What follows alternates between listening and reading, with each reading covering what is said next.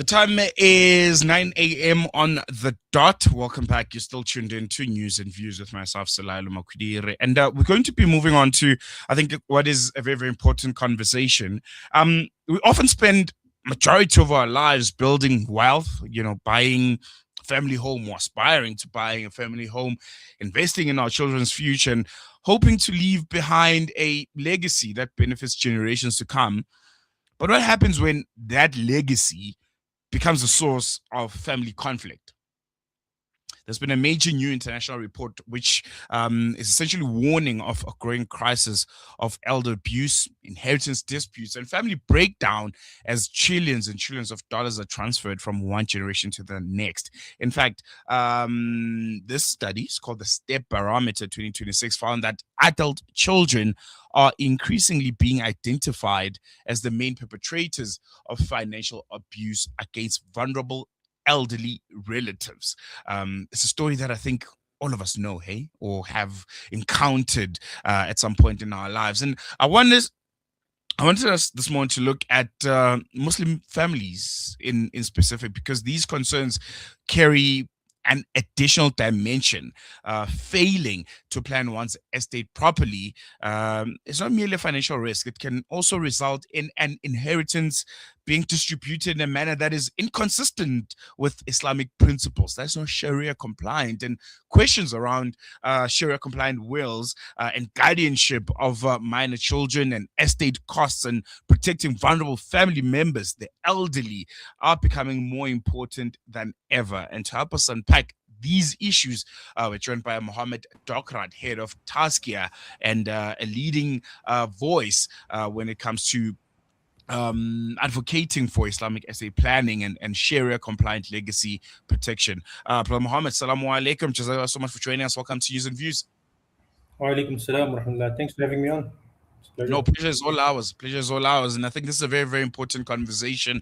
And I want to jump right into it. The step parameter of 2026, it paints a very, very worrying picture with many practitioners reporting cases of financial abuse. And I think most concerning, involving elderly family members. How serious is this problem? And are we seeing a similar pattern of some sort starting to emerge within South African families, especially Muslim families? So there is quite a concern regarding it, and often we hear of stories like this, but we always don't always get involved in the actual situation. But as we go along, and as I've been a consultant and then a manager at Tazkiya and then heading Tazkiya, I find that more and more of these stories are now becoming problematic in our society. Mm, Often, when I used to give advice to my clients and they would say, well, we're just going to transfer our properties now over to our kids, I would always warn them against it. I don't know their kids. I don't know who they are and what's their character like. But I would always warn them against it. It didn't matter who were the people around me, simply because we don't want to hear of these situations becoming more and more, evident and or prevalent in our society. So again, for us, going back to the Sharia, there is a will that needs to be done. Have it. Let your kids take things at the end of when you've passed away already, not prior to that. And I think that's important for us as Muslims to also understand it. Simply, the first base of anything of inheritance law is security of the family. And mm, you are the first person that needs to secure yourself. And then later on, your kids can be secured. So the thing about, oh, we're just going to give everything over now is it's always a conversation that we have to have with our clients. And always it comes down to the same thing. Do not do that, especially with your main home, the primary residence, or with your main income. That's the two things that you should always keep for yourself. If you have other assets outside of that, you're welcome to do what you want with it. But to secure yourself is the first and most important thing. mm. And I think one of the most shocking findings as I was going through that report is the fact that adult children are often identified as the main perpetrators of Mm. financial abuse. Why do inheritance issues so often bring out the worst in families? It's always the case. You know, I think it's just the way people are these days. There's an entitlement, I suppose. There's difficulties that go around in families. And we've come across this so many times where people were insistent that no, hand the house over to me, Mm, transfer it over to me now during your lifetime. And there's almost a forcing of doing it. And there's other times where the parents are going out and taking out bonds on their homes just to give it to the kids, or taking their savings and giving it over to the kids. And this is something that's happening because of a forceful nature that's taking place within the society. And we understand things are tough, but this is not the way to behave. You look at other sources, you try and do things yourself, try and find a way of actually managing your own situation. But it's becoming a problem, and I think it then reflects the character of many of the people in the society. And this is being a worldwide phenomena. It shows that it's a kind of generational issue more than it Mm. is a specific issue to a specific community. Obviously, we bring it out more because it's our community, we part of it, and we don't want to hear of these things inside of our communities. But I think we need to talk about it as often as we can, just to raise awareness. I want to come back to something that you mentioned. You often argued that having a Sharia compliant will should be as normal for Muslims as ensuring, their food is halal. Why do you think so many Muslims still delay this process, having a Sharia compliant will? Because, as you mentioned, we're living in very, very unprecedented times. There's all kinds of things that can happen to us. We've seen entire families dying because of car accidents and criminal instances, but people still don't take out their wills. What's delaying this process, and how important is it? So the internal joke that we have is that people think they're signing their death certificate. Ah. That's always the thing that we kind of like allude to, that this is why people don't like doing a will for themselves. It's evident that I'm going to die. It's like the thing is there. It's at my doorstep.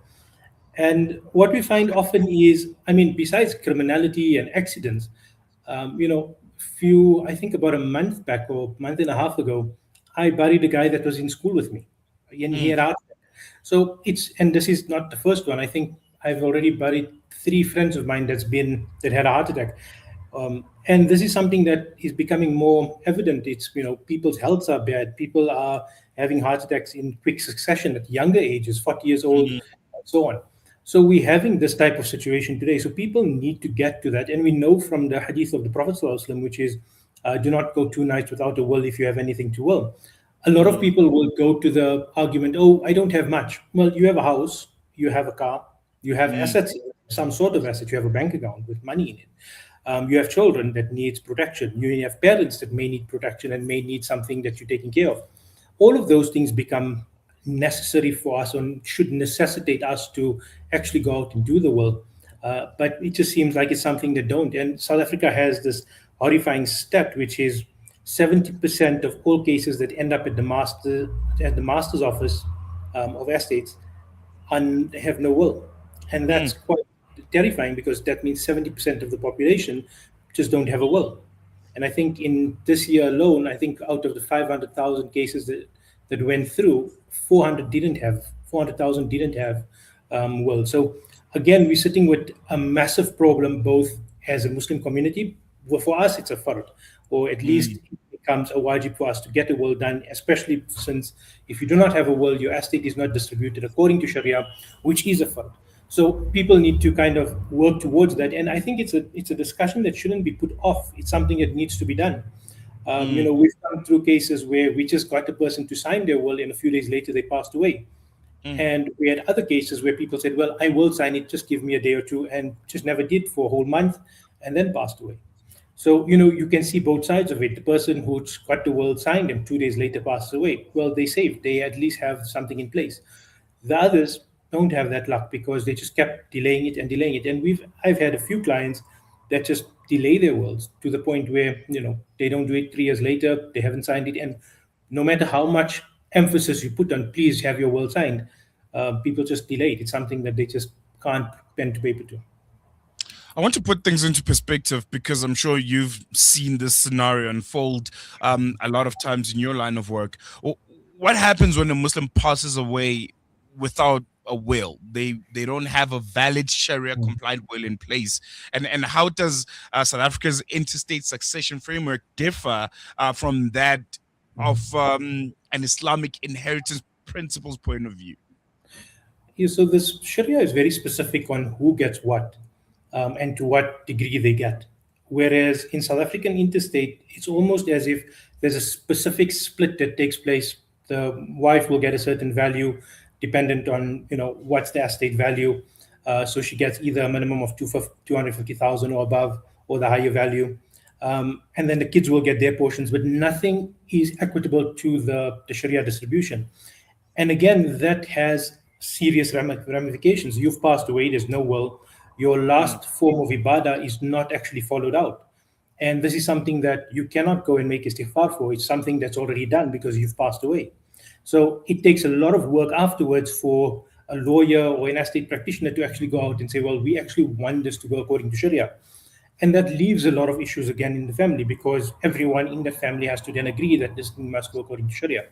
The one I noticed that people focus a lot on what happens if there's interstate. Another focus mm, is the fact that people don't want to do a Sharia will, which is another big problem.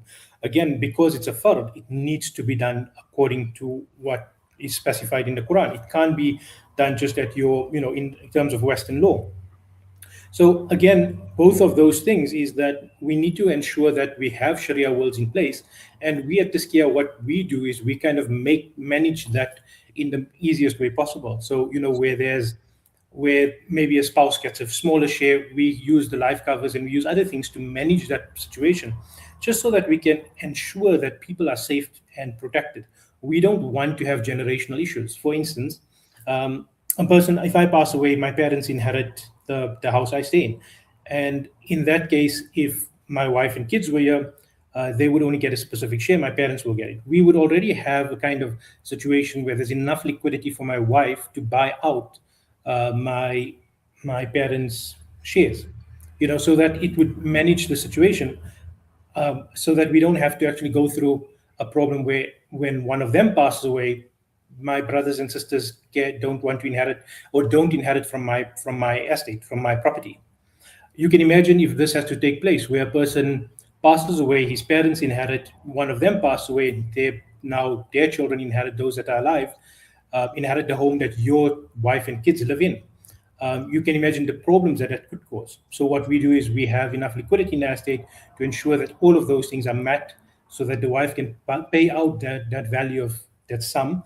Obviously, it must be a discussion had between the parties inheriting, but once that's done, then everything goes cleaner. It cuts the line of who's going to and what issues that comes up later on, because again, we don't want to have future problems with families. We want to ensure smooth running from when the first person passes away right across generationally.